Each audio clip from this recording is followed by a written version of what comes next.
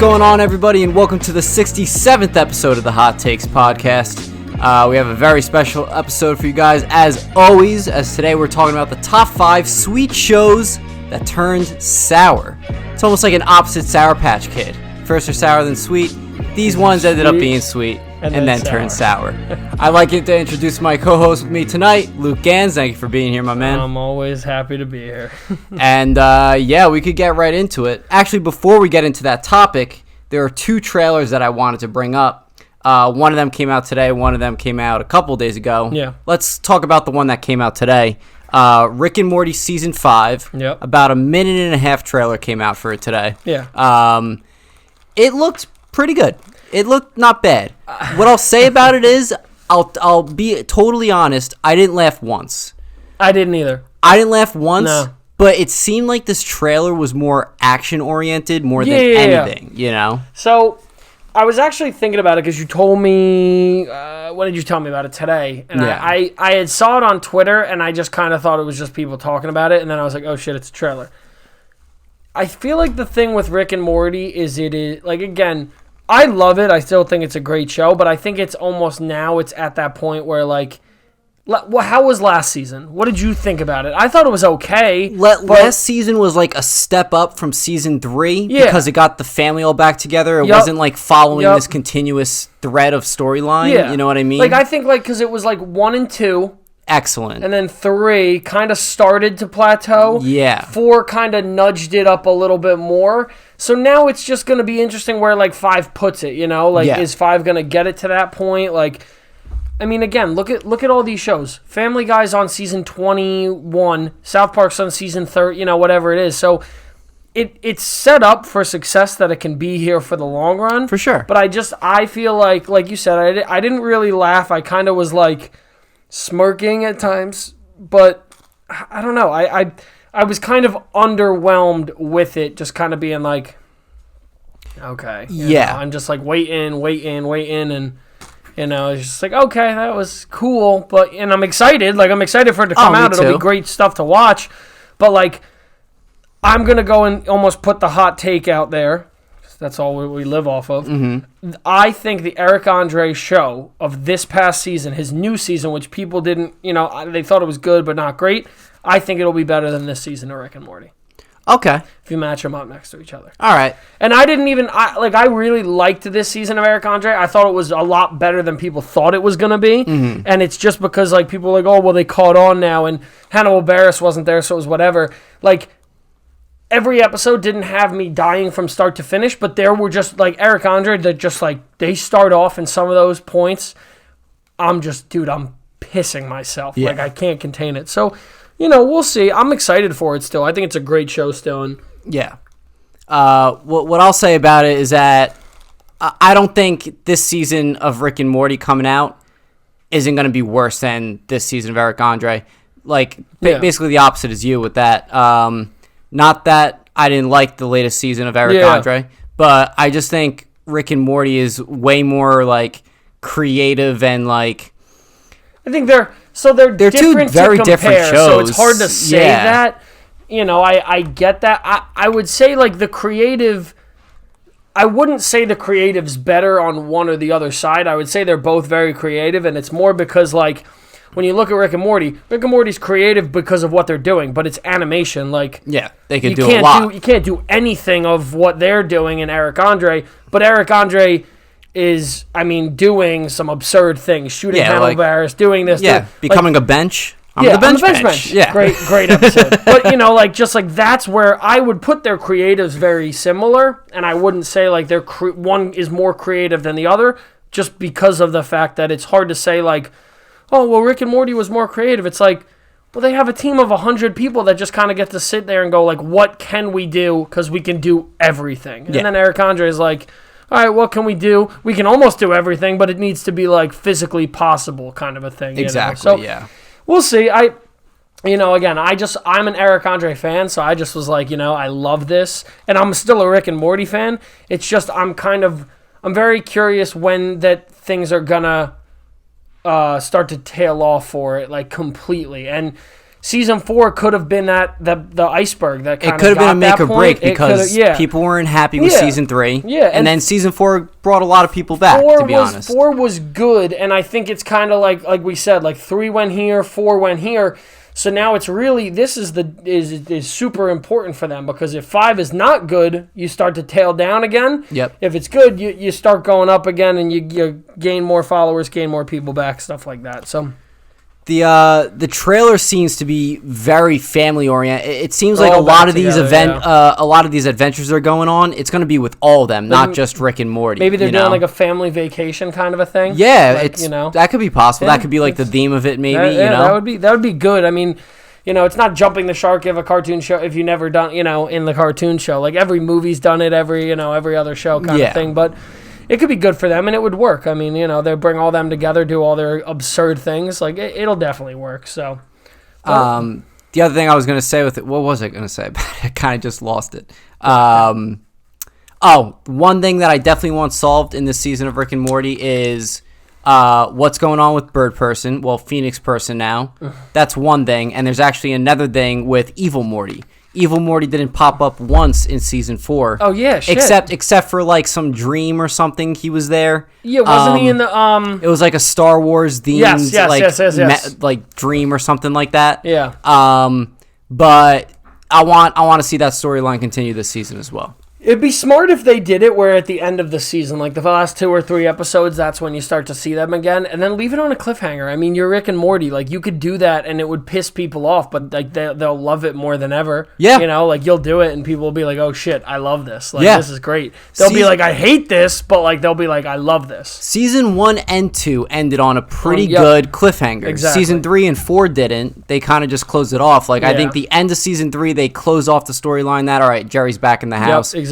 And then season 4, I guess the only cliffhanger you could kind of say is that Rick has Phoenix Person now, like to rebuild him and everything like that. Exactly. But otherwise, they weren't as big as the first 2 seasons. Yeah. Like at the end of the first season of Rick and Morty, Rick gets arrested in a intergalactic prison.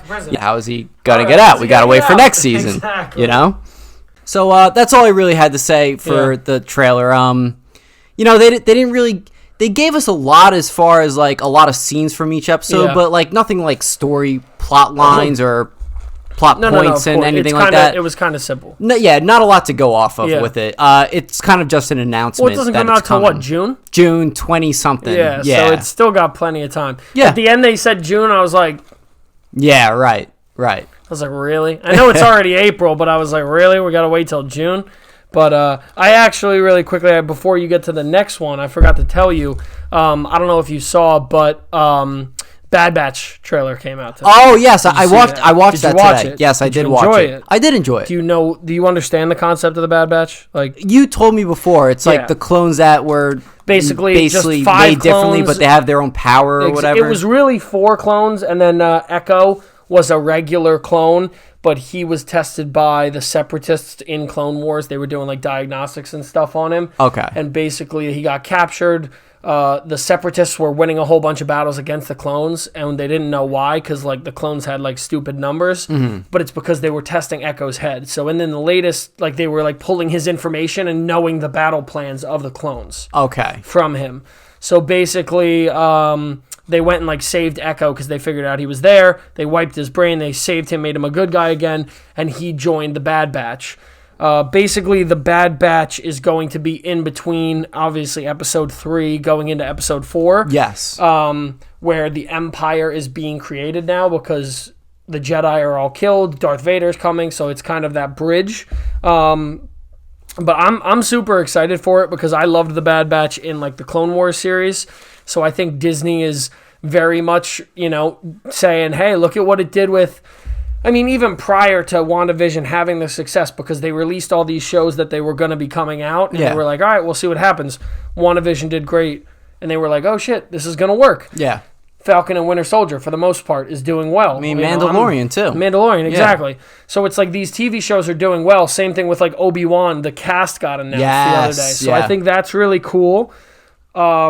I think there's a couple people missing from it, but that's my own, Did they announce who each person was playing? No, for but Kenobi? There's a couple people like Joel.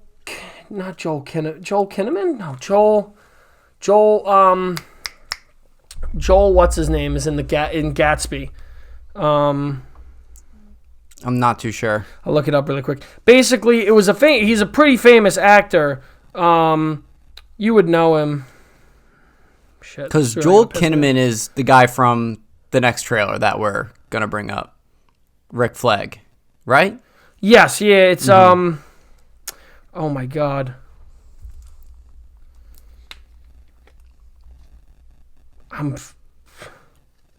From the Great Gatsby. You know, I've never actually, like, fully watched that movie through. Really? Yeah. I didn't hate it. I watched scenes from it on YouTube and whatnot. Joel Edgerton. You know who that is. You know that guy. Oh, yeah. Okay, so Joel, I actually almost said Egberton, but Joel Edgerton. He was in episode 3, like, kind of before he was famous. Now he's been in more roles or whatever, but he's going to be back. Hayden Christensen's going to be in it, and it's going to be, I think, primarily, like, flashbacks. But they have, like, the original actor and actress, which is Joel, and I forgot the other woman's name, but the two of them are returning because they're Uncle Owen and Aunt Beru, who are Luke Skywalker's foster parents that Obi-Wan brings them to. Yes. So basically the concept, Obi-Wan brings them to them. He watches over Luke from a distance, lives on the desert in isolation. This movie is going to touch upon that. It's going to be 10 years after what we saw in episode 3. Mm-hmm. So it's going to be Obi-Wan basically probably watching over Luke, encountering all these people, doing all this stuff. So That's interesting. I'm hyped for that. I'm very excited that came out. They didn't announce that James Earl Jones, who voices Darth Vader, is going to be in it. So I'm a little, not skeptical, but I hope if they do a Vader, that he's the guy. Yeah. And then they didn't do Liam Neeson, who was Qui-Gon, and I thought they were going to do flashbacks and Force-sensitive stuff. A stretch is that he's going to still be in it, but they didn't want to give it to us too early. Yeah, I'm thinking that. I'm really hoping, because the whole concept was kind of towards the end of Obi-Wan's life, similar to Yoda, is that they can talk to the Force ghosts. Mm-hmm. So hopefully, because if we see Liam Neeson come back... They could possibly be just keeping that under wraps for sure. I think that would be amazing to see. I would love it. I would cry. But it's great too, because that's going to be 6 episodes, an hour long each. So that's awesome. Basically, I listened to a podcast today that said it, and I was so hyped about it. That's like a trilogy, if you think about it. That's not a movie, because originally the Obi-Wan movie was supposed to be a movie. Okay. But now it's a trilogy because it's 6 hours total, maybe more. Yeah. So technically speaking, it's 3 movies. Yeah. So, someone said that and I was like, wow. I was like, that's cool. That's cool. That's in a sense what even they better. can do with content. But yeah. That and Bad Batch. Again, Bad Batch is going to be really well done. I think the animation has always been something that was good. People always just shit on it because they were like, it wasn't their favorite type of animation. But guess what? I mean, the show speaks for itself. If you watch it, it's a great show. It's phenomenally put together. The cinematography in it, I don't even know if you would call it the animation, whatever. Yeah. The voice actors, the action scenes, just how it starts and ends is just. I'll fight and say that's one of the best cartoon shows when it comes to that. If you make it a little bit more broad, top 10 easily makes it, in my opinion. Yeah. When you break it all down, but. Yeah, I'm hyped for that too. I think it's going to be a good and May 4th, so May the 4th be with you. That's right. I noticed that. I noticed that, day. Yeah. And usually you get a lot of Star Wars news on that day, but I don't think with I don't think with that coming out we'll get much news. If anything, maybe a Kenobi trailer, but I doubt it because I still think it's so early with it. It's way too early, and I think they actually announced Mando's getting pushed to fall 22. Fall 22. So that kind of hurt, but... Okay. Yeah, but not this upcoming fall. The following, it's. Oh well, I thought we knew that already. No, because because Book of Boba. It was supposed to be Book of Boba. A couple months later, was going to be Mandalorian season 3. Okay, but now it's. I think it's because of Pablo's doing the last. Oh, so right. That's a movie or a show? That's a show. Show, right? That's a show. HBO. Yeah. Alrighty then. So with all those out of the way, we got one more trailer to talk about, and it's the Suicide Squad trailer, which released a couple days ago. This is a movie that we've been talking about quite a bit ever since really the beginning of the podcast with our second episode. We were doing our predictions of what the roster was going to look like. Some of which you got right. You got your boy Weasel in there. And the Shark. And King Shark. And King Shark, baby. Who is a big hit on the internet right now. Don't talk smack. Listen, I only put out hits. I only make the right predictions. Yeah, King Shark is definitely a big hit on the internet right now, especially because it got revealed that Sylvester Stallone is voicing him, which I think is just classic. So I funny. think that's excellent. So funny. Trailer itself, I thought it looked pretty good. It was funny. Yeah. It definitely deserves that rated R rating that it has. And, Harley Quinn just seems to get crazier and crazier every movie that she's in. This is going to be her third appearance now. In the Suicide Squad? Well, no, yeah. Jab. And what's his name? Rick Flag looked like he got more jacked for this looked movie bigger. too. He definitely looked bigger. It seems like he has more of a funny side in this movie. Not as military based. Not as He kinda military looks a little based. bit more laxed, Definitely. We got Amanda Waller back, Viola Davis, who I thought was a great part in the first awesome. Suicide Squad she was movie. one of the only things that kept it afloat. I agree. Literally one of the only good parts about it. I'm excited to see Idris Elba. I'm saying that right. Idris. I think most people. I don't think it matters. Yeah. I'm excited to see his portrayal of Bloodsport, even though I have no idea who Bloodsport really is. Yeah. I also think it's kind of like a lame excuse for a replacement for Will Smith's Deadshot. Yeah. So I thought I looked at something or read something or heard something saying that apparently Will Smith is still alive. I'm sure he is. Like this is still a thing. Yeah. So I'm very intrigued on what they're gonna do, what they're gonna play it at, how they're gonna do it, because they could say he's spending time with his daughter, who was a plot point in the first Suicide Squad movie. But it's like, if I were them, I would kind of say that they were either sent somewhere else or on another mission and they're on another place, or they're being kept in solitary because something happened. Address it and then just go on from it. Right, exactly. But also for the people that were fans of it, don't be like it didn't happen, because this is what a sequel, or is this a This is it's like they're calling it a soft reboot. A soft reboot, but it's still a sequel. In my book, it's still a sequel. If I were them, I would have just made it a sequel, though. I would have just said it. Oh, it's a sequel to it, because you would go down as one of the only good movies as a sequel. Right. Not only, but a lot of people say Episode 5 is better than Episode 4. Same thing. You could have really blown. I think this movie's going to be really good. I think so it's going to be great. Again, that's coming from the least DC fan in the room. Right. But just it looks funny, it looks witty, it looks good, it looks James Gunn is the right guy to do it. 100%. If he's gonna direct a DC property, it's gonna be the Suicide Squad. It's gonna be the Suicide Squad. He literally got Guardians of the DC universe. Yeah, basically, it's what it is. Yeah, it's simple. So super happy for him. I'm happy they fixed that. Happy he got his due. Listen, I'd love for him to come. I'd love for him to come back as a Marvel film. I would love that. Trust me. But he will be back for Guardians 3, right? Yeah. But I'm talking bigger ones too. I would love eventually if they decide to go away from Guardians the movies. They won't, because they make so much money. Yeah. Stupid money. Make it a show. Make a spin-off with someone and let Gunn do a show. I think Gunn would kill it with a couple episode show on Rocket and Groot.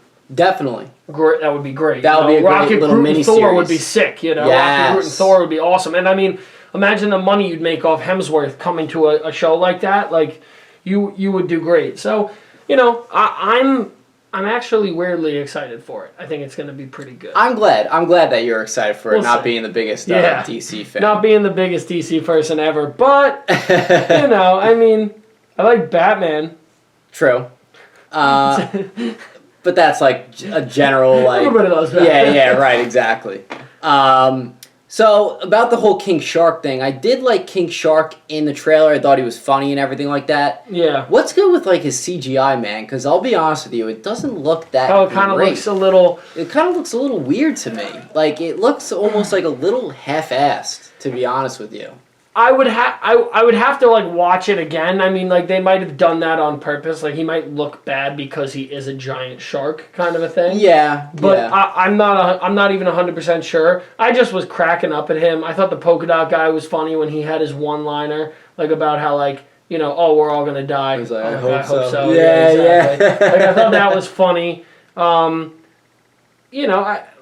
I'm not sure what his deal was. Weasel looks terrifying. He does. He looks creepy as hell. Yeah. So fucking weird. He looks like a Muppet that was made by a He looks like a Muppet. Jim Henson. He looks like a Muppet that is getting squeezed. You know when you had those toys that squeezed and their eyeballs popped out like that? Yes. That little thing? Yeah. That's what it looks like. It looks like a Muppet that's getting squeezed and his eyeballs are flying out of his head. Absolutely. It wasn't my proudest moment getting that one right. I wish that instead like King Falcon, or I don't even know what other ones I predicted. Some of the other I forgot, yeah. Bald Eagle, like I don't know. But John Cena, I think, really stole it. I think he's one of the parts. Yeah. Listen, John Cena, regardless of what you want to say about the guy, I mean, he's going to be in 2 of the biggest grossing movies this year, in Fast. Yes. And in this. So, regardless if you think he's a good... Look, I wouldn't want him in... The Pianist, or I wouldn't want him in a major role that's super important, but, like, this is perfect for him, I agree. If there were 1,000 dicks on this beach and I had to suck everyone, like, that's funny. Yeah. Why do villains do what they do? Why do madmen do what they do? Yeah. That's funny. Yeah. Like, that shit. I think him and Idris Elba's dynamic is going to be amazing. I think it's going to be really funny. And they must have liked Cena a lot in this movie because they're making a short series with him too. Oh, really? I didn't even see that. On Is HBO it Max. HBO? There you go, Peacemaker series. Yeah. Oh, that's cool. I mean, that'll be smart though, because I mean, John Cena brings audiences. Oh, he does. I mean, regardless if he's a good actor or not, people are like, "Oh shit, it's John Cena. He wrestled, no denying right?" that. Right? Yeah, absolutely. And the last thing I'll mention about the trailer is Starro. The kaiju starfish, yeah. That comes at the end. He's like a main villain. He's like one of the first main villains of the Justice League in the comic books. Yeah. He's supposed to be a very I was so confused. Well, I think it's actually, she's supposed to be a very powerful being. Is it she? Yeah. Did you assume her gender? No, I didn't. We're not going through this again. It's definitely I'll let the fans decide. Yeah. It seems like you did. I don't know much about Starro, but I'm interested to see how that's working. Who knows if that's the main villain? Maybe there's a greater power at work in it. Who knows what the deal could be? But it's interesting that they revealed that in the trailer. I have a feeling it's not the main villain. That's all I'll say. We'll see. I mean, speaking of villains, how hyped are you about the villain of Falcon and Winter Soldier? Who do you think it is? You think it's the power broker, or do you think it's... I don't know if it's Zemo, because it seems like they're going to Zemo for help I don't think it's Zemo. I don't think it's going to be Zemo. I think it's going to be Power Broker. Mm-hmm. But, so, have you watched any of the videos, the ones that I used to send you? No, I'm kind of staying away from them, because WandaVision was more theory central. This one isn't that much, But at the same time, I would recommend watching them. Just check them out. They're not as long and in depth because there's not as much to assume. Yeah, right. The one really cool concept that I kind of am behind a little bit is that the power broker. Do you know who that is? He's basically this guy that's able. I don't know if he stole the formula or he has the formula for super strength. So that's where all soldiers. These, what do they call them, the flag breakers flag breakers. Yeah. They're all involved. But there is a theory that, either one, Cap, the new Cap, and what's his name? Who's the sidekick? What's his... I forgot. Regardless. Yeah. Apparently, the concept is the two of them already have super strength. Because they're not supposed to have it. Yeah. They're supposed to just be regular everydayers. but there's something going around on the internet saying they already like spoke to the power broker and they got it, and that they're gonna go crazy, and that's gonna be the big bad. Okay. And then Sam will eventually get it, but we'll see. I don't know. I don't think Zemo's gonna be the big bad, and I also don't think the flag breakers or the flag smashers. Yes. Flag smashers. I don't think they're going to necessarily be the big bad. I think they're going to be more of an anti-hero / Robin Hood. Like, their concept is trying to unite nations, but, like, maybe not doing it in the best way possible. So let's save the Falcon and Winter Soldier stuff for Thursday on our first live Instagram podcast. What? But that's all I had to say about Suicide Squad as far as that. I agree, yeah. I'm very excited for it, and that's coming. It's a lot. Takes a lot for me to say. Yes. All right, Easter came early. We're doing a little food review before we get into top 5. All right. Nothing is better than Easter time than a Reese's egg. Oh, yep. So, we have your traditional Reese's egg, and then we have a Reese's egg with pieces inside of it today. So, all right. There you go. Cool. You got yours, I got mine. Oh, well, thank you very much, sir. Let's break into which one you want to do first. I'm going to do the pieces first. We'll both do you got to the save the pieces, original for last. Okay. You know it's going to be good. Oh, boy. I'm actually more excited for this pieces one. The pieces one? Mm-hmm.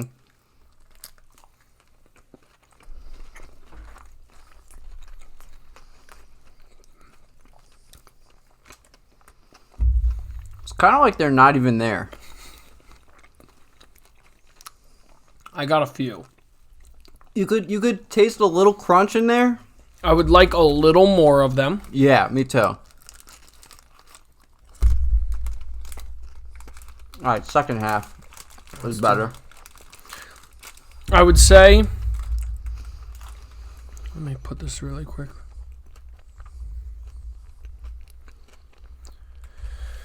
It's weird because a part of me is like, oh, I want a little more of the pieces, but then I'm also like, it might be too much. You know what I'm saying? Yeah. Because I think it's good because it has that little bit of crunch to it. Because when you're just having the regular one, which, like, I think when we have these, you'll probably agree with me. Like, you start to eat it. Listen, they're amazing, but I feel like you eat one and you're like, I'm good. Good for the week. You know, when I was a kid, I probably used to house these things. Oh, me too. Halloween, it was nuts with these things. I mean, a good Reese's though, man, is like. Oh, it's excellent. Did you used to eat like those big ass chocolate bunnies? Yeah, of course. Yeah, of course, right? Like, dude, those are crazy. Yo, I actually do have to ask you a question. Yeah. You ever eat Play-Doh? No. Actually, I probably have. Right? I probably have tried when I'm younger. Right. Yeah. It's fine. My girlfriend's never going to watch us, but I low-key made a preference to eating Play-Doh as a kid because I remember the taste. She's like, what the fuck? She's like, you ate Play-Doh? I'm like, yeah, every kid ate Play-Doh. She's like, incorrect.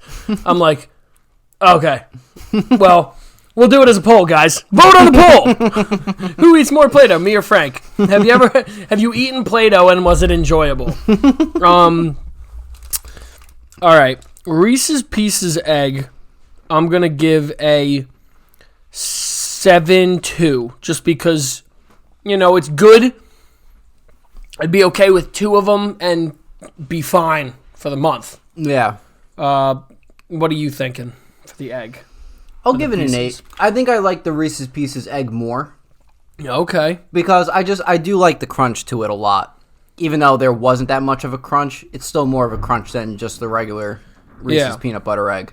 No, I feel that. I gave the regular egg 7.5, and it's really just because of nostalgia purposes.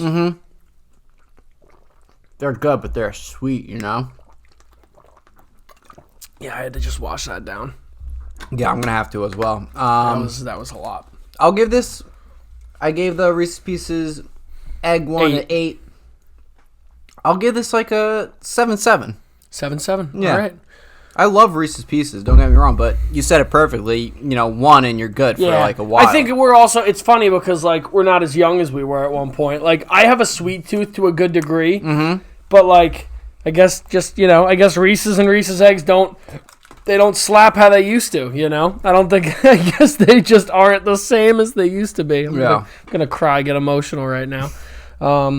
You know you're getting older when shit like that happens. Shit doesn't taste the same. It doesn't taste the same. That's when you know you get older, is when shit starts to not taste how you remember it. Yes. That's when you're like, shit. Like the day, I know this is going to sound disgusting, Domino's. The day Domino's goes and stops tasting, Domino's is good bad. Yes. Like we should do a podcast on things that are good bad. Yeah. Domino's, top of the list. Like, if you're telling me you don't cop a cheesy bread and eat most of the cheesy bread, you're a lunatic, in my opinion. But, like, the pizza, I could just get a plain Domino's pizza, and, like, I would love it. Is it good? Not really. Is it good? Kind of. Like, you know what I'm saying? Like, but the day that goes and starts tasting bad to me, I'll be heartbroken, because I'll be like, I don't know what to do. Dude, I'm already at that point. Really? I've been at that point. See, but here's I don't have it often. Like, I have Domino's once every 8 months. Yeah, you right. know, like, I used to have it almost every day. Well, not every day, but a lot in college. I used to order it a lot in college, we man. should probably have a talk right now. Domino's fiend. No, I get it to a degree, but it's like, I think I'm in a better spot with it because I never really had it that much. Like, we'd always order it if everyone was chilling and we're just doing it. All right, order Domino's. Yeah. Again, it's more not to say it's more convenient. I'd always rather help out a local pizza joint that's better. Oh, for sure. Like, a local pizza joint's also not open at 2 a.m. when I'm hungry. You know? So Domino's is the spot. This is true. Whenever I order Domino's, I never get their pizza now. I just don't like their pizza anymore. It's usually just the cheesy bread I'll get. Yep. Yeah. Mm-hmm. Okay, well, still on the same page with the cheesy bread. Yeah. I could not get the cheese bread. That shit slaps. Like every time, right? Yeah, it's good. so good. So good. I think there was a time they had like jalapeno and bacon in one of them too. That. Give me the OG. Once you start to make, and this might be hypocritical if you go back and I start to say whatever. Once you start putting too much in something, it's like, just keep it OG. Like, there's same thing with like shoe colorways, like with me. It's like, just keep like a Jordan 1 that looks black and red. You don't need to give me 18 colors a year. Just give me like 5. Mm-hmm. Give me 6. Mm-hmm. It's like, that's why so many things are becoming saturated. The sneaker market, the movie market, the TV market. Yeah. Everything is just like, oh, well, this is like this show, but just with more. And you're like, I didn't need more. I liked it. Like, you know, it was a good show. Let's not give me more of it. Yeah. But that's where we'll segue into this. Yeah, very perfect segue. So we're going to move on to our one and only main topic for the night, which is the top 5 sweet shows turned sour. I'll tell you one thing. I had a hard time thinking of a couple of them, which is a good thing. If you think about it, it's a good thing. It's definitely a good thing. I thought about it, and I came up with some, and I didn't come up with, like, my rankings. Yeah. And then I just looked up, like, 2000s TV shows, and then I looked up 2015 on shows for, like, more modern, and that's where I was able to really come up with my list. Yeah. And a lot of it just comes from shit I just used to watch, like, great shows that turn bad. I'd put an honorable mention as, like, SVU, like Special Victims Unit. I still watch that show all the time, put it on all the time. I love it. It used to be really good in the old seasons. It's still good, but it's just like whatever. They're doing the crossover event on Thursday, and I'm so happy. Did you ever watch it or no? No, I never have. Basically, like, the main 2 characters were together forever, and then the one character just left. He went to, like, do other things, and they kind of just wrote him off. They're like, he turned his papers in, and he disappeared. Mm-hmm.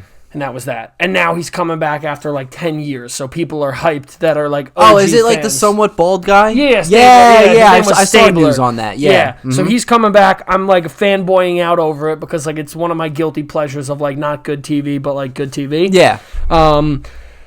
But, like, you know, it's just, like, I feel like there's so much that we don't think about that's, like, good, bad. Like, TV, you know? Like, shit that, like, I watch all the Housewives with my girlfriend. Mm-hmm. That shit's not good TV. Like, it has its moments, so it's decent, but it's just bad. You know what I'm saying? Right. Like, oh, boy. So it's going to be fun to name these. Yeah, definitely. I only have one honorable mention, so I'll just say that one, and then you could go through yours. I'm down. My one honorable mention is Family Guy.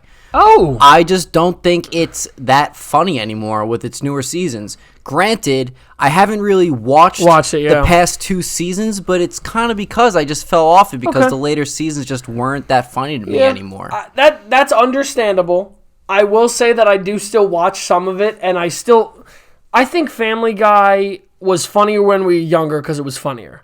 Yeah. Oh, yeah, just because we were younger. It wasn't necessarily... It's got those jokes. Like, it's got those jokes where you're like, oh my God, this is hilarious. Yeah. And I think it still lives off that because, like, now it still just plays to the whole, like, oh, well, I'm just playing to the news and what's culturally appropriate, whatever. But I still do think, like, yes, you might have a bad episode, but you're definitely going to get at least one joke where you're just crying. Oh, of course. Always, always, always. There's going to be something like they'll have, like, a side thing, and it'll just make you piss your pants, in my opinion. And I'm sure they still have those, too, you know? I haven't... You know, a thing, too, it's like, ever since they took it off... I've really been off my game with Family Guy, and I do have Hulu too. And when I go on Hulu and I see it, I'm like, yeah, why not? I'll put this on. That was actually, it's funny you say that because Hulu was actually the only place I ever used to watch it. Like when it really? In Hulu, I always watched it on Hulu. Oh, so there you go. So it's like nothing changed. Yeah. For me, it was easy because like even now, I think my Hulu's logged out because of my new phone, but. I literally think I watched like a little bit of last season. I'm trying to catch up to get to this season. Yeah. Just to watch it. But it's good. I mean, it's good filler TV. You know, I just put it on and I'm like, okay, I'll laugh at it like when I'm at my office or at my work doing whatever. Just like, okay, this is funny. It's decent, you know? Right. All right, so you want me to read... How about I read 5, 4, and 3, then you read 5, 4, and 3, and then we'll talk about 2 and 1 each. Okay. We'll go back and forth. That's fine. So what you don't have any honorable mentions? That was my That was all right there? What did I say, SVU? Yeah. 5, Scrubs. Never watched Scrubs. Loved Scrubs. Okay. See, Scrubs in my number 4. Scrubs is really my number 4, but I just wrote it out wrong. But Scrubs is like there. I used to watch Scrubs. I don't know why I used to watch it. I think I'd watch it like right after school. I'd get home and like put it on in my basement. Mm-hmm. I don't even think I got it, but I think the janitor made me laugh and one of the characters made me laugh. And it was like adult comedy that I was like starting to get because I was getting older. So I was like, oh, I get it. They're doing it. They're making out. Like whatever. Right. So I think it was funny, but like just towards the end, it was like, oh boy, this is like pulling teeth. Like, you know, you've been here too long, kind of. You've been at the party too long when the lights go back on. Is this a general consensus I would say between a lot of people? But you have to probably ask Scrubs fans. Like, I don't consider myself a diehard Scrubs fan. Yeah. But, like, I enjoyed it. You know, I was a Scrubs fan, but I wasn't a fanboy. Yeah, right. What season? Well, first off, do you know how many seasons there were in total? What season would you say it died off on you for you? The last 2, in my opinion. The ending was kind of just that typical, like, goodbye to everybody. Everyone's leaving. Everyone's this. You're finding out what everyone's future is, which is great. But I would just say, like, the last 2, I wasn't even as interested in. Yeah. And I'll be honest, I would have to completely watch it all back again for me to be like, oh, this is the moment that I was like fully uninvested with it. Yeah. But just I was just like, okay, that's enough of that. Yeah. My number 4, 21 Reasons Why. Oh yeah. Netflix show. That's another one I never watched either. So I didn't watch that until my girlfriend watched it. She told me to watch it. I actually enjoyed it. And then, I want to say it was like season 2, and it was the finale, and it was the frickin' prom. And this kid went to go to prom to shoot up the prom. Oh. Kill everybody in prom. And they like came outside, and they were like, it's okay, man, don't do it. And they convinced the kid not to. And then they drove off with the gun, and they were like, give me the gun, we'll leave. And and then it transitioned. And I don't think I watched it after that point. Yeah. But it was just such an anticlimactic, like, what? This kid was just going to shoot up the school. And, like, I appreciate that, like, they did the right thing and they talked him off the ledge or whatever. Yeah. But, like, what? It, like, built up to that and... Like, yeah, it built up to that, and I was like, that's how you did it? You drove off with the gun? And like, what? No, like... Hold that kid there. Be like, yo, this guy almost shot everybody in here, and let his ass go to jail. Yeah, right. Like, that's the problem with, like, what's becoming this whole issue with guns and stuff. It's like you're letting people like that, and then you're like, oh, well, he was misunderstood. It's like, What? He could have inflicted damage. Yeah. And you're almost playing it off like, well, it's okay. We just needed to talk to him. What? No, talk to him in a jail cell. Yeah, right. Look at what's going on in the world right now. Like we're calling for gun. And listen, as a gun person, I am fully okay with certain gun restrictions and things becoming harder to obtain. I've said that a million times. Right. Like, my license wasn't that easy to get in the first place. I'm 100% okay with certain things being banned or certain things being like, it's harder to get it. It's harder to get a bunch. It's harder to get this, that. So be it. But it comes down to the fact that it's very simple, and the same point with everything. Guess what? Pot's illegal. Can you go get pot? Did you say pot's illegal? Just in general. If pot was illegal. Oh, yes, I can. Yeah, right. It's not fully legalized yet, but can you go find it? Yeah, of course. Okay, great.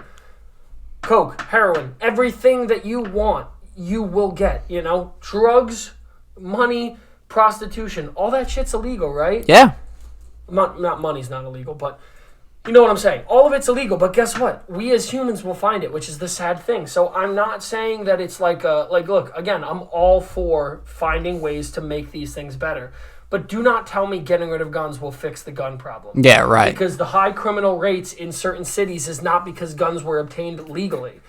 The school shootings and the mass shootings, 1,000 million% need to stop. I am not ever supporting that they should happen, and not ever supporting that I would back that at all. Yeah. But getting rid of guns is not the way to do it. It's limiting, it's restricting, it's finding ways for training, it's making it that way. You know, but sadly enough, it's like, you know, if a dad has it and the kid watches, kids are smart, and I hate to say that, but kids are smart now. If he sees you taking your gun out and he sees you cleaning it, like, because you have to take care of it. If he sees you doing those things, kids know.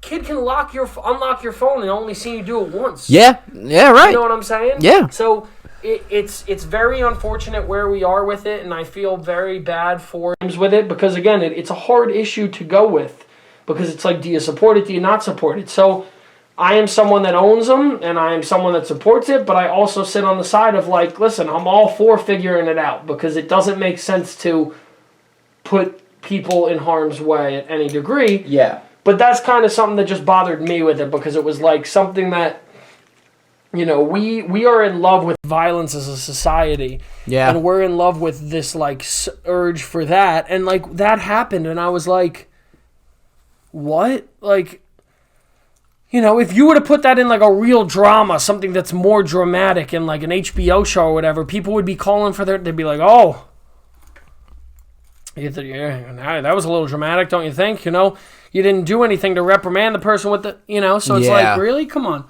And maybe they did in the later season, and I just don't even know. But, like, I hated what they did with it. I thought it was so bad. I thought it was so played out, and it was just like, we're here to help. And it's like, what? Like, yeah.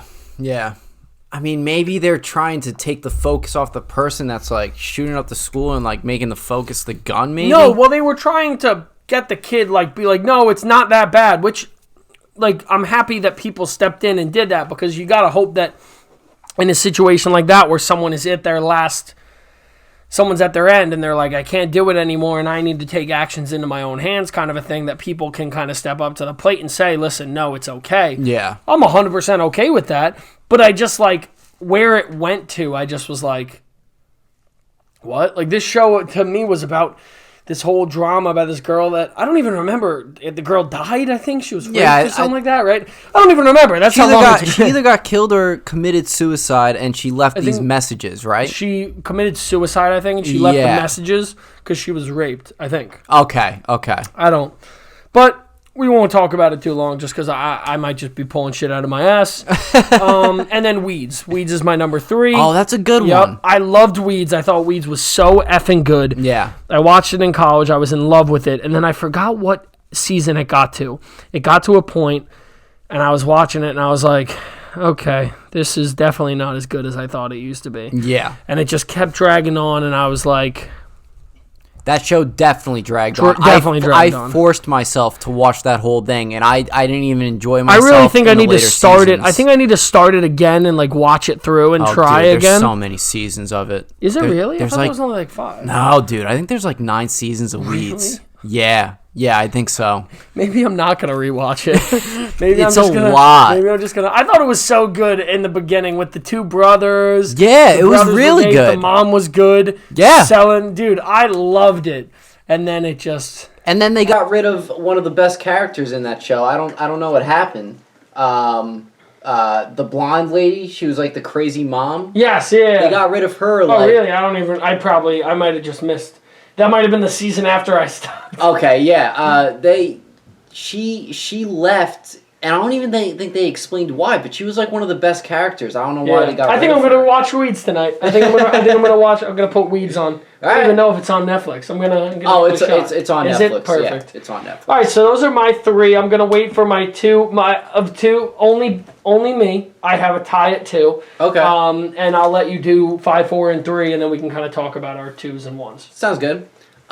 Weeds I will add in my honorable mentions as well. I totally forgot about that show. Yeah, no, it definitely makes the list. Yeah. I would say so. All right, my number 5 is Game of Thrones. Oh. I'll put it on the last of my list because I'm one of those people that'll still defend Game of Thrones and saying that it was a good show. Like a lot of people, and this could be you included, it might not be you included. A lot of people think, or for their opinion, is that the show sucks just because of the last season or season 7 and 8. Yeah. I'm not one of those people. I think those 2 guys gave us 7 great seasons. I thought the 7th season was also fantastic. I thought 7 was good. It was good. It was good. Great. Yeah. But not fantastic. Mm-hmm. Does that make sense? Like a 7 out of 10? Yeah. 7, Which 8. I think that's pretty good. Right? Yeah. No, I agree. It was good. And then the 8th season, I will agree that it was shit. Okay. It was shit it was shit after the 3rd episode, I think. Actually, it was shit. It was kind of shit all the way through. I'm not gonna lie. But what I'm trying to say is that just because the last season sucked doesn't make the whole entire show suck. No, you're right. But it definitely is a contender for a sweet show that did turn sour at the end. So my 2, it is one of my number 2s. Okay. The only reason that they are my 2s is not because they're bad shows. Yeah. It is because of the end. Yes. It is because of that last part. Do I think the Game of Thrones ending was the worst thing? No, I don't. I think the Daenerys and Jon Snow thing was very smart, and I also think they left it pretty open-ended that we can elaborate on. Arya went south. Daenerys survived. They brought there's a lot of fan theories that you can ride with and put it down, and I live by that still. I do live by the fact that I'm like, you know what, man? No, it wasn't how I wanted it to end. But I do think Dany was brought over there. I do think that she's raising an army. I do. Because guess what? I can think whatever the hell I want. Yeah, that's right. They're probably not going to do anything else with it. And if they do, then sick. Yeah. They would be dumb not to do something down the line, like a series 10 based 10 years afterwards. Yes. In my opinion, Westeros is falling again because Dany's back with dragons and shit. Give me that in my veins. Yeah. But again, I don't think season 8 was as bad. You've seen me defend it on this podcast. I will defend it. I'll be listen, stop shitting on it because you are someone that that 8 seasons of a show. That's not just that's the same reason one of the other ones will be on my list. That's a time in your life. That's why I love TVs and movies. We've talked about it because it's a time in my life. I remember back. I'm like, oh shit, I loved this. I was watching with my buddies. Watching on a projector. We were doing the draft. Yes. We were doing the Game of Thrones freaking fantasy teams. Yeah. That was a blast. Yeah. I had so much fun. So I look at it and I more put it so high because of the season it was and what happened at the end because it didn't live up to what... Again, we had high expectations for it, but it just didn't live up to what it could have been, and it's, sadly enough, it does fall on them. They did give us great seasons, but it falls on them because they had plenty of time to plan to this point. Yeah. And they really just did. They wrapped up some stories, but they really just threw fluff in there. If you knew that it was going to be like this, you should have spread it out through 2 seasons. I agree. You could have made a season 9 with all the material. You could have ended the season with the Battle of Winterfell and then picked up in next season. Yeah. You could have literally done that. You could have made that battle 2 episodes. You could have ended it with Arya and Jon and the Night King staring each other down, with the Night King and Rickon. No, Bran. The Night King and Reek.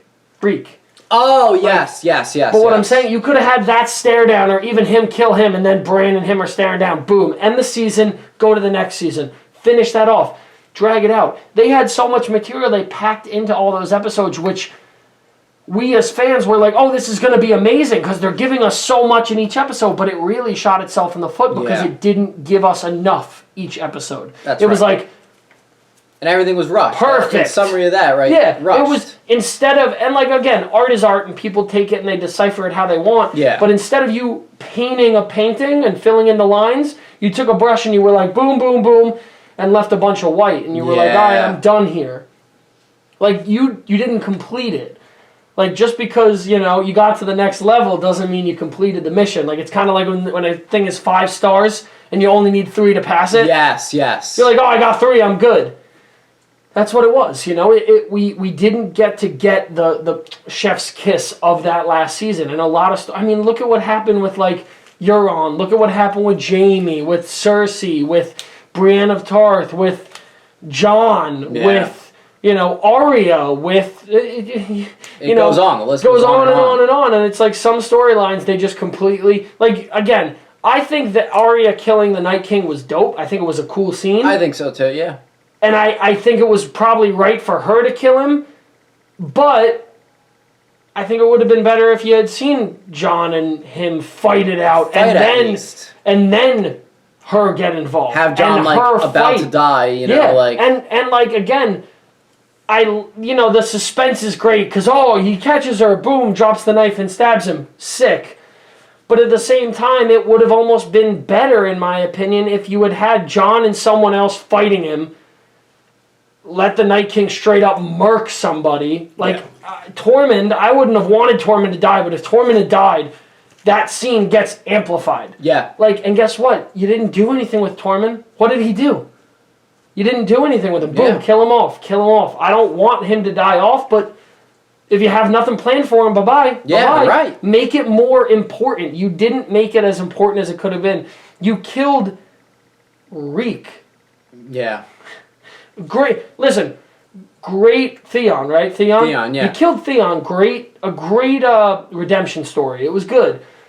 But, come on. Think about, we'd have to go back and watch the episode of when we broke down the killing. Is that paused? Yeah, I'm just going to get the audio from the cameras. I didn't know. I just looked. I was like, I gave up on that, yeah. But, you know what I'm saying? We did remember the draft of all the people we thought we were going to die? Oh, yeah. Did we even get close to that? No, because, everybody survived. Yeah, right. So... I'm not that mad about it. It's only high on my list because, yes, it did have a not-so-stellar ending. Yes. The rest of the shows, for the most part on here, they're good shows that started to go down. This show and my other number 2 are shows that are good primarily, but then didn't have great endings. And my number 1, you'll see. Game of Thrones is also high on my list too because it only got bad for me in my opinion at the last season. Yeah. A lot of the shows that are lower on my list got bad pretty damn quickly. Yeah, exactly. Yeah. So I'll move on to I can't wait for your number 4. Yeah. My number 4, similar to Family Guy, South Park. Oh, okay. That's another show that... Now, this is a show that I have kept up with. Okay. And that show, to me, is just not funny anymore. Okay. I just recently watched the vaccination special. Was it good, or...? Me being Republican and whatnot, they poked a lot of fun at the whole thing with that. They did a lot of stuff. I still laugh at that stuff. I'm not hardcore with it. Yeah. I just didn't find it funny. My brother Jesse, who's Democrat, I thought he would eat that up. All the jokes they were making, and the show ended, and he was like, "That sucked," and I'm like, "Yeah, that sucked." I think the stuff that they're creating now just isn't they're just isn't pushing that too good. much of it. Yeah. You know, I haven't watched it, and I have to. I've been like trying to get back on it. I have watched a couple episodes on HBO Max. Yeah. And tried to get back into it. That's another show with like Family Guy. I use it as filler. I kind of play it in the background, and I just kind of do whatever. That's like a perfect show for that. Yeah. Yeah. You know, I don't need to necessarily keep up with the storyline, and it's good for a couple cheap laughs and stuff. Yeah. But I mean, yeah, I can understand that. I think the biggest problem with these shows is like when you finally fully transition and attack one side, like. Not to say South Park only goes after Republicans, because South Park goes after everybody. Oh, they go after everyone. Yeah, but it's like if you start to favor one side, then it's kind of like people are like, okay, well, you know, I get that and I agree with you, but like you also don't have to constantly do it. Yeah. You know, because then it's like, yes, they make fun of Democrats, but for every one time, it's 5 times for Republicans. Yeah. And again, not to say there's not a lot of shit to make fun of with the Republicans. Oh, there's 100%. There's a lot of shit to make. Listen. You can make fun of Republicans because they're the most Christian, die-hard people ever. But you can make fun of Democrats because at the end of the day, they have a cancel culture and a, woe is me kind of mentality for a lot of stuff lately. That's not me saying what my political party is on either way. Yeah. I think both sides are hilarious. Yeah. Because I think Democrats and Republicans are more concerned at what color you are, like party-wise, not color of your skin, what color you are party-wise, than like anything else. Yeah. Like you could be an awesome person and like at the first date you could be like, oh, what do you vote? Democrat. And it's like, get out of my... Yeah, like, right. You're absolutely right. Who cares? Like, stop. Like, you know, me and my girlfriend don't share ideal parties, but that, like, at the end of the day, we, for the most part, when there's something that goes on, I've learned to just be like, let's talk it out. And I like to get her perspective on how she thinks about something and my perspective on how I think about it. And I completely share that with anybody that wants to talk that shit politics. Yeah. But, like, the death of our society will be when it doesn't become a conversation anymore and it becomes a, I'm right, you're wrong, and I don't care about your opinion. Yeah. And that's all it's becoming now with both sides. It's not red or blue. It's the blue, only their side wins. Yeah. Red, only their side wins. If you're not on their side, you're literally the death. That's not how shit works, man. I've said this a million times on this podcast. Mm-hmm. Like, shit is gray.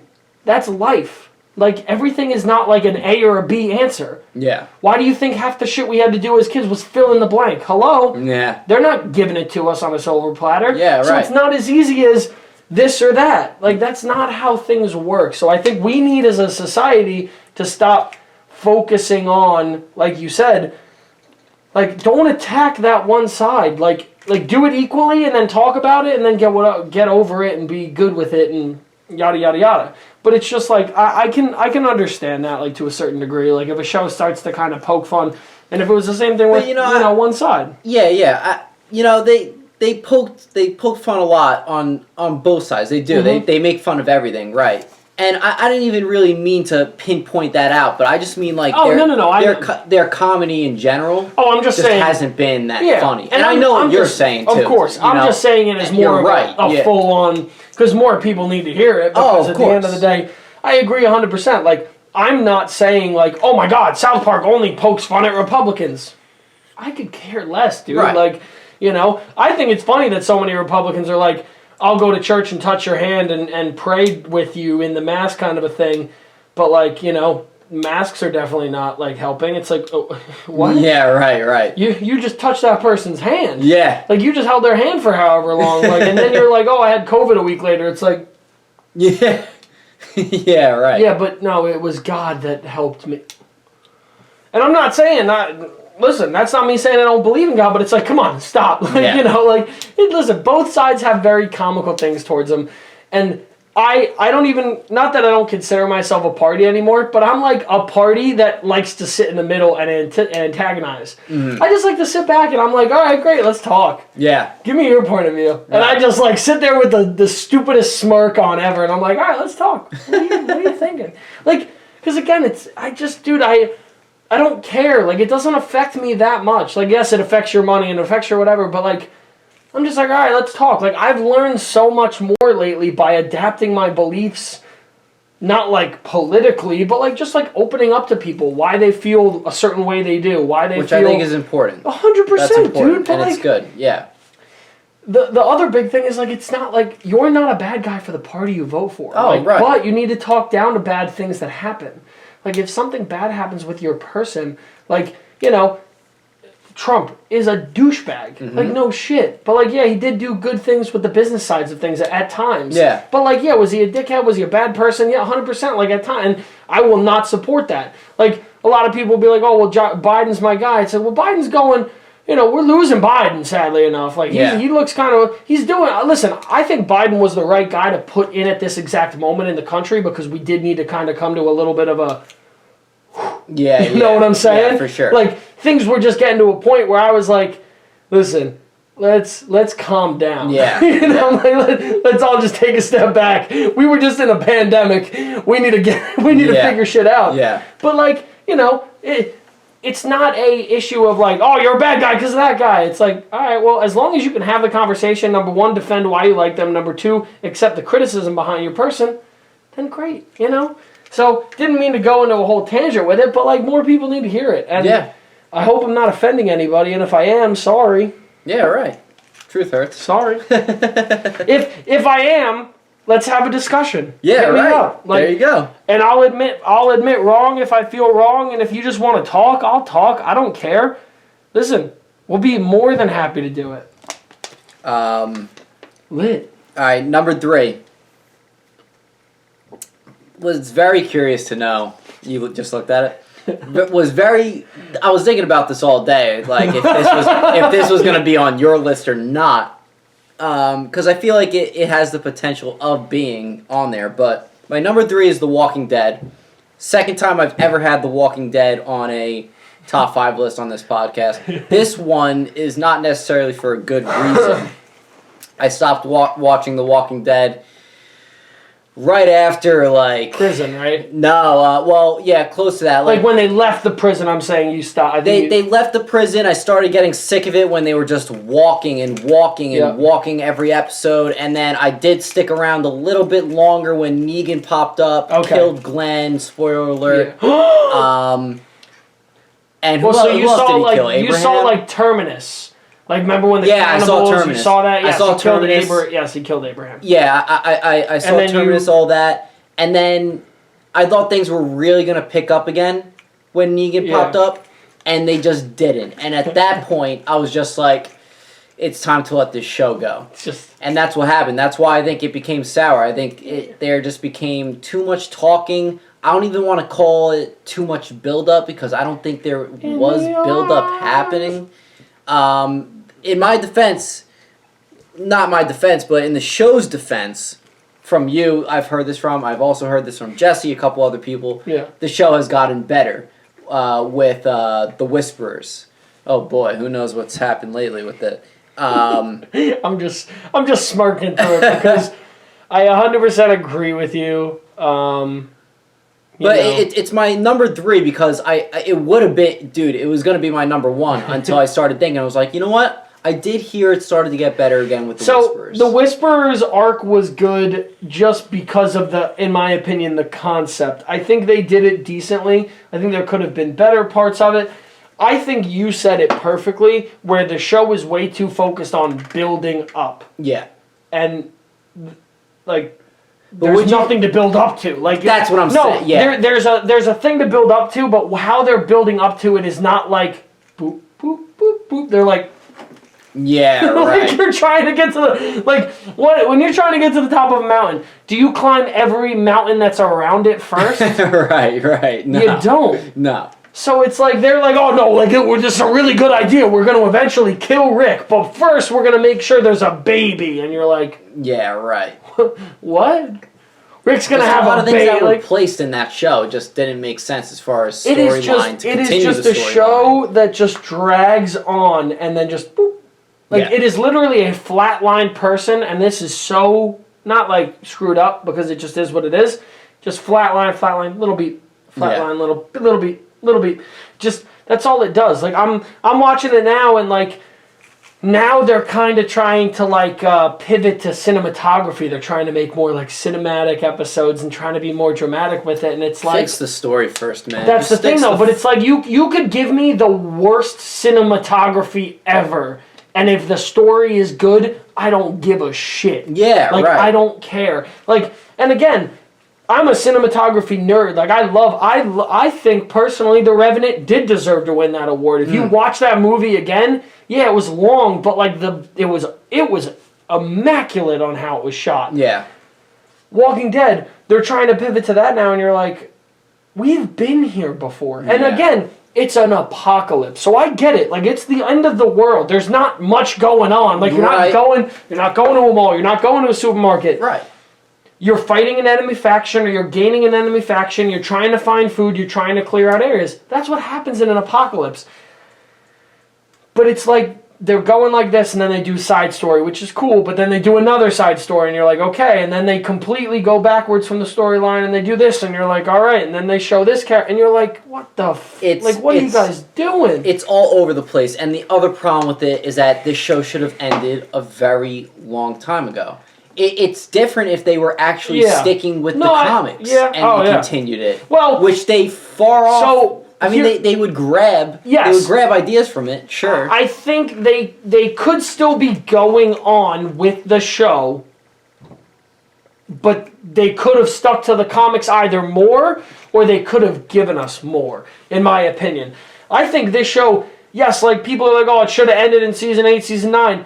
If you look back at it, like, it really couldn't have. Like, there was stuff that was going on, whatever. It's fine that it's gotten this long. It's just the problem isn't the length. The problem is the content. The problem is that the content has not been there over time, but it's like, not that it's always bad. Like, Negan was good. There were parts of that was good. So the problem is that it's just sprinkled in there. And every season, sprinkle. And that's what's keeping it alive, where it shouldn't be that. It should be build up, Negan killed. Build up, Negan war. Build up. Whispers, this. That's where you need to go with it, you know? Yes, and I agree. I listen, I feel you. Yeah. I feel you. But that's my number 3. I will say... I'm never going to watch Walking Dead again, but I will watch the Rick Grimes movie or movies. Maybe we should do... they're doing with if they don't do it in theaters, I think we should do a live watch party. Oh, yeah, and a live reaction of it. 1,000% do a live reaction I like that idea. I would be down. Who is... Your buddy Steve hit me up. Steve Luke. Oh, really? Yeah, he DMs me all the time. Really? DM about wrestling shit all the time. Oh, word. He hit me up and he was like, yo, dude, what are you doing for WrestleMania? Mm-hmm. And I was like, oh, I'm probably just going to watch it at my house. He's like, bro, you should have done a watch party at Frank's. And I was like, that would have been so funny. Like, if we had done a WrestleMania watch party, like me, you, Adam, Nick, whoever else wants to go in. Yeah. Dude, I would love to exert you to torture like that. For, like, again, not as a wrestling fan, but like for me, I would love it. For you, I mean, I would be like, oh, Frank. It wouldn't be torture for me, but you know. We'll bring you some food. Yeah. Because you're not going to enjoy this. But maybe we will do. When is like the next WrestleMania? 2 weeks. WrestleMania. Who knows? I'm gonna set up like my projector screen outside. Like if it's nice enough. Let me see. Get something like that. I think it's the 13th, 14th, so maybe, because it's a 2-night event. So normally it's not 2 nights, but with the pandemic going on, they've transitioned to it. And like they're just getting fans back in Florida, so this year they're doing it as a 2-night just because they had so much that they were building up for it. Yeah. But yeah, maybe if we want, we'll do that. Okay. Maybe we'll go and say, let's figure it out.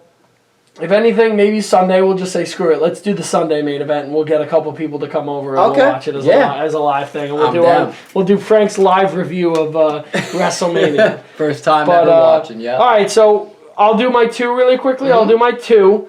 My 2 was Game of Thrones as my 1, and then my other number 2 that's going to piss so many people off. Can you guess it? Recent? Yeah, it's a cult classic. A cult classic, huh? I can't think of it on the top of my head. Yeah, you can. Could I? Yeah. You gotta give me some sort of... All-time. It's an all-time show. An all-time show? People literally quote it all the time. Some of their favorite characters are from this show. It's no longer on the streaming service that it used to be on. It's on Peacock now. Parks and Rec? Office? You're close. There you go. Okay, that's a good one. Bam! That's a good one. Oh, boy. That's a good one. There's some little keyboard heroes that are really pissed off at me right now. Yeah, The Office was amazing. Yeah. Amazing. All right. I won't say amazing. It was great. It was really, really, really good for a very long time. And then, boy, when Michael Scott left, did it get bad. Yeah. It is the epitome of that, though. Like, we are talking about shows that were good and got bad. The finale of it, I think, was decent, but guess what? That was bad. Dude, watching Pam and Jim fight hurt my soul. Yeah, it did. I am scarred from it. I swear to God. It's like, what's going on here? I won't watch it. Like, I refuse to watch it. Like, I really don't like that. I watched it in college, and I was like, I don't like that. Yeah. I was like, I really don't like the fact that, like, our two favorite characters, show them struggling, show them doing whatever. But, bro, they were, like, fighting. Yeah, like, right. They were, like, on the brink of divorce. Where they're like, what? Mm-hmm. Like, this show went from being a great, showing their relationship grow and funny to, like, watching their relationship die and not funny. Yeah. So, we got this, and then it completely switched itself. 180, 360? I don't even know. 619, all of it. But, yeah, that's my number 2. I'm just going to say it because of that. Again, Michael Scott kept that show afloat. Like, Jim and Pam and Dwight, they all did great, but guess what? Once he was gone, they couldn't bounce off him like they used to. Right. Now they're bouncing off each other, which is still funny, but it's, dude, nothing compared. Every moment on The Office that you think about those main characters, right? Yeah. Would you probably go to say that their funniest moment probably involved Michael Scott? Oh, yeah, absolutely. Great. Absolutely. Defend my point. Yeah. You know what I'm saying? So that speaks for itself. Like, that's exactly why that's the problem with The Office. It was so bad at the end. I agree with that. That's my number 2 with Game of Thrones tied. Okay. Do you want to do your number 1? Because my number 2 and 1 are kind of similar to each other. Or do you want to wait? We could wait on it. I'll wait on my 1. I'll let you do 2, 1, and then I'll go to my 1. All right.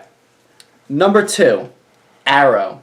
Oh, I know what your number 1 is then. Okay. I think so. So, I'll just say what my number 1 is now, too. The Flash. Oh, I thought it was Deadpool. Or, Daredevil. Sorry. What? I thought it was... No!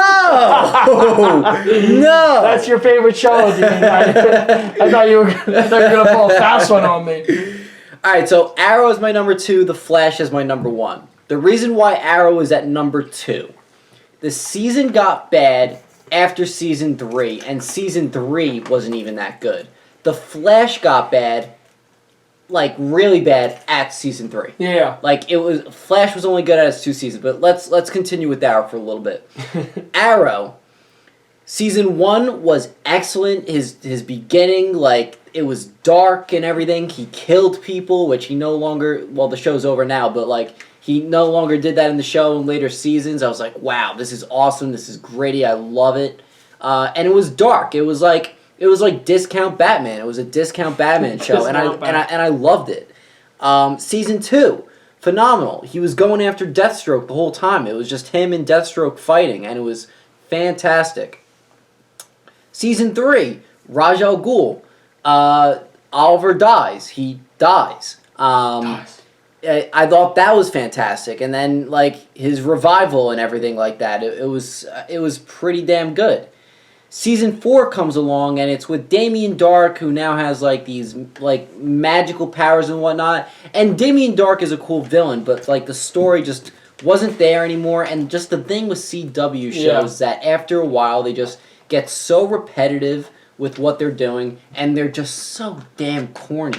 I mean, they also their production is not good.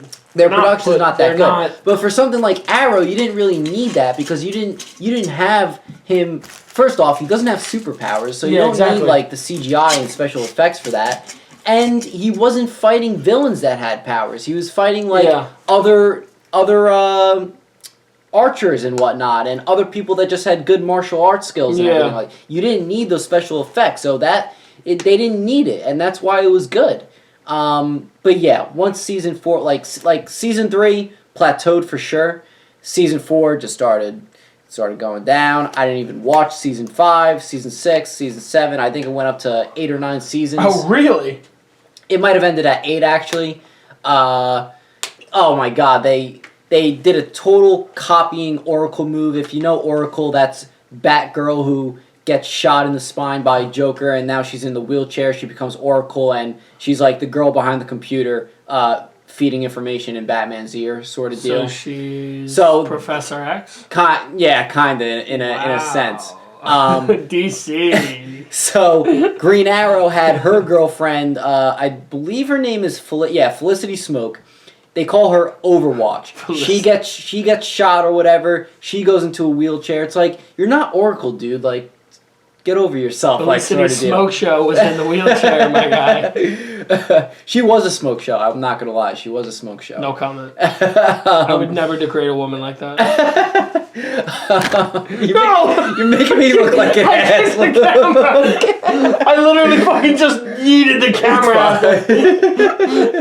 How dare you, Frank? You're a monster. No, Frank is the nicest dude ever. We're gonna do a Bachelor with all of our friends. With King Jeff. Wait, we should do a Suicide Squad trailer with the group, and everybody should get a part. What do you mean? Chorman, Jeff. Everybody should become a Suicide Squad member. Oh, okay. Or we should do a pool with Suicide Squad. Everybody picks out of a hat who they get on the squad, put $10 in, and whoever survives. I like that a lot. I think that would be good. I do like that a lot. Joel Kinnaman can't be in though because I don't think he'll die. Oh, no, I don't think he'll. Neither with Harley either. I don't think. Yeah, no, they're like you don't touch them, but every other character you probably give it to. 100%. But yeah, that's what I'll say about Arrow at my number 2 spot. Number 1 with The Flash. The Flash was excellent. I would even argue it was better than the first 2 seasons of Arrow. And then season 3 comes along. Season 3, I think it started to do some Flashpoint story plot lines where like he goes back in time to save his mother, goes back to present time, and everything's different. Like he changed the past, the whole future got fucked up, and it just started getting really confusing.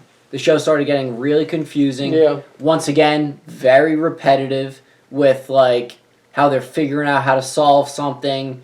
And just very, very corny. I stopped and it's at my number 1, The Flash, because it became sour quicker than Arrow did. Yeah. I do like the cast. I do like who's Barry Allen. I forgot. Oh, Grant Gustin is his name. Yeah. And Arrow, Stephen Amell. I think he's a great actor as well. Stephen Amell should be in more movies. By the way, I really think he should. But yeah, that's my number 2, and that's my number 1. CW shows suck. Poop. Didn't even give Supergirl a chance, Legends of Tomorrow a chance, Black Lightning a chance. There's another one. Oh, Superman and Lois, which I heard was pretty good. I heard it's good though. Yeah, let's wait a couple seasons and see if it's good. You know. Who knows if it'll make it a couple of seasons though? Yeah, we'll see. You know? Exactly. Really quickly, I don't know why completely. It's probably because I just looked at the superhero thing. Yeah. I watched the snippet of when the Green Lantern guy gets his hand yeeted off. And Steppenwolf almost puts the Darkseid. Darkseid, sorry. Yeah. DC guy over here. DC guy over here. Big DC fan over here. But yeah, I watched him almost put that on, and I like didn't get it, and I watched it a couple more times, and everyone was freaking out because they're like, dude, the fact that Darkseid almost put on the Green Lantern ring is the coolest. I'm like, okay. So I watched it again. It was sick. Like, it was a dope fight scene or whatever, but I was like, I guess that's the equivalent to like Steve Rogers picking up the hammer for DC fans, kind of. Well, last pod I brought up that scene, and to me, that's an equivalent of Thanos getting another stone. Yeah, I mean, well, no, if he had got, if he put it on, again, he got in it. Shocker here, guys. Didn't watch the Snyder Cut. I think you should. For the record, I've said I wanted to. Shit has just been like super busy, so like I really haven't been able to. Yeah. But I will give it the time of day because I've not just you. There's been other people that have said it's worth it, and these are people that I talk to about movies and TV shows and whatever. Yeah. And they all enjoyed it. So if they like it, I know I will like it to a degree. But I'm always going to be just a hater because I'm a hater. Right. When it comes to DC as a joke. Number 1. So, after much consideration, I've come up with a new number one that's an asterisk number one. Okay. But I have a real number one. My asterisk number one is Power Rangers. Ooh. And it's because the fact that Power Rangers used to be the best show ever when we were kids. Awesome show. And then as it got better, the movies came out, they were good. Mm-hmm. And then it was like, okay, it's getting a little drawn out. And then as we got older, obviously, it got worse, whatever. There was just more to it. Well, that's a show that got rebooted a million times. So that's all. That's also part of the problem, though. You know, is that the fact that it's like, okay, how many times can you do this? Yes. Yeah. But my number one will be admitted next time on the episode. Is The Walking Dead. Wow, it is. Listen. Wow. I'm a realist, man. As much as I love The Walking Dead, it's my show, dude. Like, I love it to death. I'll admit, I'll call a spade very quickly. It is not a good show anymore at how it was. Does it have great parts? Yes. Does it have bad parts? 1,000,000%. Yeah. I still watch it because it's my show. It's my little chunk of the day that I still enjoy to a degree. Do I get aggravated after I watch it? 1,000,000%. Yeah. I almost hate myself after I watch the episodes. I'm like, this sucked. I have to stop diverting the energy. And not only that, if you don't watch the show, I'm taking the mask off. That's how fucking aggravated I am now. If you don't watch it on the TV... Yeah. You watch it on the app, the AMC app, it's got commercials in it. Yeah. And it's the worst app ever. It is the worst app ever. It loses your place. It glitches. It freezes. It shows you, plays the audio without the screen. It sucks. It is such a bad app. AMC, you guys suck when it comes to that. And it's also not because you didn't buy something from me back when I was selling to you. Whatever. Not holding a grudge. But, listen... It was the best show on TV in the 2012s, dude. It was great TV. It was. And it was good. It was brought out. It was drawn out. It was done right. The storytelling was beautiful. And then it got to a point where it's like, okay, we've done this a couple times. And did you watch the Blockbuster documentary on Netflix? I did, and I'm going to get to that. It's good. It's good. You'll enjoy it. My girlfriend liked it, but she's like, oh, you would like something like that. I'm like, 100%. I'm a movie geek. Yeah, no right. shit. You'll enjoy it. The perfect analogy was when the Blockbuster Netflix thing. Did you see when like Blockbuster could have bought Netflix? Yes, and they bought the idea that it was Blockbuster could have bought stupid. Netflix. They were like, whatever. Yeah. Blockbuster was thinking too much like 369 months and not 369 years. Yeah, They weren't thinking long term. It's the same thing with The Walking Dead. The Walking Dead plans out and they're like, okay, well the next episode's going to be good. The finale's going to be really good. But they got to a certain point when the Negan thing happened and they had certain timelines kind of asterisked and played out a little bit. They didn't plan it out how they should have. They were like, we think it's going to be like this, but we're not 100%, and instead of it being, oh shit, they really know what they're doing with these next couple seasons, there's a lot of direction, it's like, oh, you're just throwing shit at the wall and hoping it sticks. So, again, I still watch it. I'm going to watch it until it ends, and then I'm going to be able to say, like, wow, and then if I watch it again, then I'll be like, I know when to cut off, I'll know when to stop watching. I'll be like, oh, I'm rewatching it. I'm stopping at season 6 because it sucks after that. Yeah, right. But, listen, I love the concept, and I love the post-apocalyptic stuff. I think that's so cool, and I think the concept is great. The concept is great. It needs to be more based, and it needs to be more driven towards like the storytelling and the action behind it, and not like, oh well, they're making love and they're okay. That's great and all, but like stop telling the stories of like this person's hooking up with this person and there's a love interest. Like, yeah, it's gonna happen. It's the end of the world. But like, I'm here for the zombies. Like, right. I'm here for the fact that like there's hordes coming in and there's people there and they're running out of food and they're trying to find new food and they're running out of weapons. How are they going to fight off this? That's why I'm there. Yeah. So, look, I do still have hope that it'll end off decently. I still think Daryl's one of the best characters, and he's really one of the only characters that still holds it together. And for the most part, I will follow that man into a burning building. I don't care because I think his character's always been great. This season, we're kind of seeing him like right after Rick disappeared. We're seeing him looking for Rick after the disappearance. He checks the river that Rick fell into like every day and goes and searches for him. Spoiler. he like finds this girl a pond that she's living out in the woods with the dog that he has in the newer seasons. Okay. And this is like a flashback, so you find out how he gets the dog, and it's because the woman and him had a love interest, and they're talking, and she basically is like, what are you doing out here? Why are you out here? And he's like, I'm looking for my brother. And a lot of people were like, oh, he's looking for Merle. Do you remember Merle? Yes, like, yes. Yeah? Mm-hmm. He was talking about Rick, because he calls him his brother, and, you know, whatever. So that was a great point. People are like, oh, shit, like, you're seeing Daryl talk about Rick being his brother, because that was a great dynamic. Him and Rick were an awesome pairing. They were perfect together.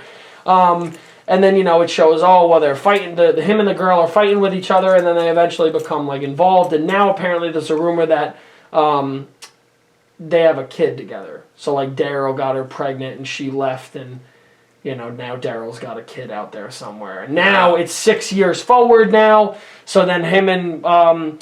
he's out, like, hunting for stuff, and he comes upon the cabin, and now he's like, oh, what am I going to do? Maybe I'll go find her, kind of, you know, whatever. Yeah. So, you know, we'll see. I have to actually finish the newest episode with it, but listen, man, I can call a spade. I still love The Walking Dead for what it gave me, but, you know, I'm definitely still disappointed that it's not to where it could be. When is that show actually ending? So I think it's this season has gotten extended, and then I think next season is the last one. Because they're doing next season, I thought, of Walking Dead. I think Fear the Walking Dead either ends this season, which is at the end of these episodes, where it'll start back up with Fear. So Fear the Walking Dead will start. They're talking about bringing back one main character in Fear and then crossing them over. Okay. I don't know anymore, dude. You know, we'll see. Listen, it's really AMC's, like, only property, so they kind of have to sit there and go, like... They do have Better Call Saul, but that's also ending as well. That's this exactly season, yeah. But I'm saying, like, that's their property that seems like it's going to keep running. And it's like, okay, the Rick movie will come out. Then, you know, I think they talked about a Michonne movie, but I don't think that... or a Michonne show or movie, but I don't think that's happening anymore. Okay. They're talking about a Daryl and Carol show, but I don't know if that's happening anymore. So, you know, it's kind of like... It's like, what will your next step be is really going to be interesting, because... You know, personally, I think it would have been great if, like, if you really want to kill everybody off, then kill everybody off and let Negan now be the leader of the group. Like, Negan was originally the bad guy. I would actually like that. Now he's the leader of the group. Yeah. And you're seeing all these characters, these side characters have to follow Negan now. Negan's a good guy now. Yeah, like, I've heard that, yeah. But, you know, listen, if that's what you want to do, like, you know, do it. Like, Daryl goes off and now Negan's in charge because Maggie dies and Ezekiel dies. You know, I don't know. Yeah. It's a lot. It's a lot. This is what you do to me, Walking Dead. You drive me insane. But that's my number one. So, wow, what a day! I feel like this pod sometimes is like therapy for you to talk, like just talk about The Walking Dead and how much to vent about The out. Walking Dead. Yeah, to vent about The Walking Dead and how I just apparently divert way too much time towards it. Yeah, it's basically that. Because if I just like sat my girlfriend down on the couch and I'm like, oh my god, Carol just won't shut up, she'd be like, who the fuck is Carol? Yeah, right, you know, right. Be like, Michonne chopped someone's head off, and she's like, are we watching Housewives? Who just got their head chopped off? We're talking about, you know. Yeah. So, but yeah, no, I just listen. I know there's other people that feel the same way, so that's why I'm happy that I can kind of vent it to the world. I'm like, I feel your pain. Don't worry. Yeah. I will be the one to vocalize it, because it's so funny, because I always go back and, you know, my buddies Mikey and Will and, like, all the kids I lived in college with, we were all diehard Walking Dead fans. We'd watch it every Sunday. And I got to that point eventually where I'm like, guys, this is bad. Like, this is not good. I still watched it, and I took a little bit of time off, I will admit. But, like, I'm like, guys, this isn't good. Like, this is not good TV. Yeah. I took, I think, half a season off. And then at one point, it was coming back. I was like, let me rewatch it. I watched it, and I was like, okay, this isn't good. Then, when the Whisperers came back, I, like, hit up my buddies from college. I'm like, yo, guys, you guys still watch Walking Dead? They're like, dude, you were right. This shit sucks. They're like, no, I stopped watching it however long ago. And I was like, all right. I was like, it's getting a little bit better, though. Just like an FYI, they're like, I'll never watch it again. They're like, you were right 100% when you called it. And again, that's some people burn their shit when it's done. Like, they're just like, you know what? I'm done with it. It was not good. It is. And I could do that with Walking Dead. Yeah. But it just, like, I'm like, there's too many man hours into it that for me to not see a conclusion. Like, yeah. I need feel that. You know, and if it's bad, I'll just be like, it'll be my number one, like, solidified, never moving, you know? Yeah. But that's it, man. I'm alrighty, man. happy I could vent to the crowd.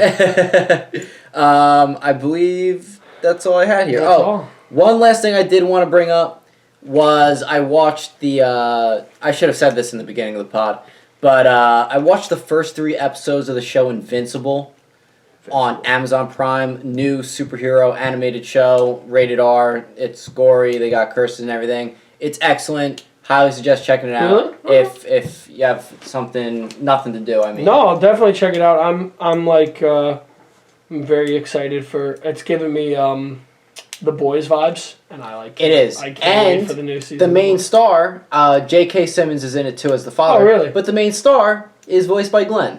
So really? That's something for you. Yeah. So I suggest checking it out. Glenn from Walking Dead? Glenn from Walking Dead. Oh, I was like Stephen Yen, right? Yeah, Stephen Yen. Dude, didn't he just well, can we talk about that real quick? What? He got nominated for a for the movie that he's in, right? Golden Globe Academy Award. No, I think it's an Academy Award. Yeah, I think he's the first Asian American to get nominated. I heard that too. Dude, that's awesome. Congratulations, Glenn. Listen, I talk smack on Glenn on this podcast. You're an OG, and I love you. And congratulations on the performance. I know you'll never see this, but like, you know, that's amazing. I don't want to check it out. I've heard amazing things about it. It's good. It's good. I'll have to look into it. And congratulations, Glenn. 100%. All right, guys, that'll do it for us for this episode of the Hot Takes podcast. If you like this episode, make sure to like, subscribe, and share. And also follow us on Instagram at Podcast with Frank, where I'll be posting clips of the podcast and other projects of mine on there for you to check out. And with all that being said, have a good night and peace out. See ya. Little thing I wanted to say about time travel movies is that there's so many of them now that it really is its own genre if you think about it, which is why I thought of this topic. Needless to say, it's a big plot point to a film, even if it's one plot point out of a bigger story. So number 4 for me was Back to the Future, the first one. The reason why I put just the first one was, one, the film, it's clearly a classic. Yeah. It's a classic. But yeah, I mean, I like the relationship of those two. It's funny too, because now when you watch it and then you look at Rick and Morty, it's like you get similar vibes from it. Yeah. It's kind of funny. It was like, I think that was like, correct me if I'm wrong, I think that was like the first film that entered the time travel. I think it is concept. I think it is. Yes. It is. Yeah. It was a nice introduction to it, and seeing like how that was like an inspiration for Hollywood. It broke a barrier. Yeah. It broke a barrier in movie making for sure, as far as concepts. Yeah, and like for an old film, like it's not a bad watch.